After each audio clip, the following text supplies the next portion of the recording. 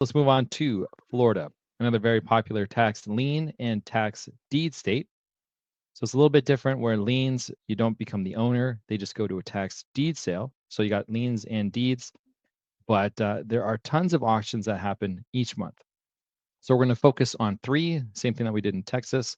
So the first one I'm going to show you is Hillsborough County, which is in Tampa. So if you're here at the beginning, you know how to search for this. We're just going to go ahead, Hillsborough County tax sale without fail. Here we go. Now, most of Florida is on real tax deed, which is real auction. So this is where the list is going to be. And you can also find information from the county.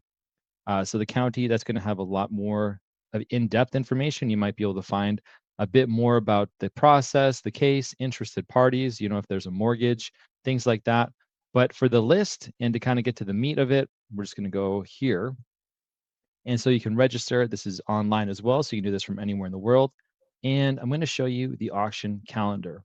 So this one is a little bit different because they do happen monthly, but it's always going to be the Thursday of the month. So, if you wanted to do tax deed investing full time, you got Texas on Tuesdays, first Tuesday of the month, and then you could be doing Florida on Thursdays. So the thing is that, yeah, there's a few that happen each month. And the best way to figure out where you want to position yourself and where you want to be paying attention to and focusing is the place that has the best deals. And so you can come in and you can see, what's redeemed and what actually sold and how much it's sold for. And so one thing I will say is that the assessed value that they show is typically a bit off. And so, if I click the parcel ID right here, it takes me to the appraiser, and then I can actually get a little bit more in depth on the property. And so the assessed value, taxable value, 137. Let me go down a little bit further. So we can see that it sold, let's see, 180 grand and then 100,500.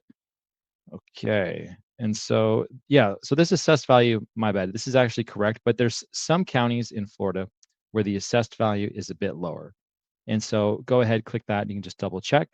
And so sometimes the assessed value is quite a bit off from the actual value.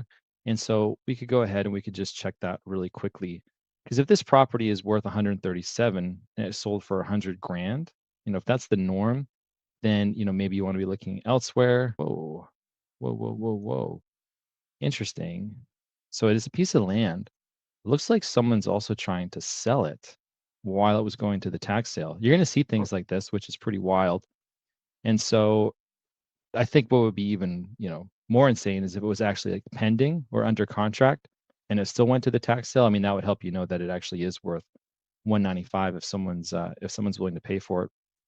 But it just takes a little bit of time, a little bit of due diligence to come in and see what property sells for. And so the moment you find a place where it's 30, 40, 50 cents on the dollar, that's a good auction. That's a place that you're going to want to keep coming back to.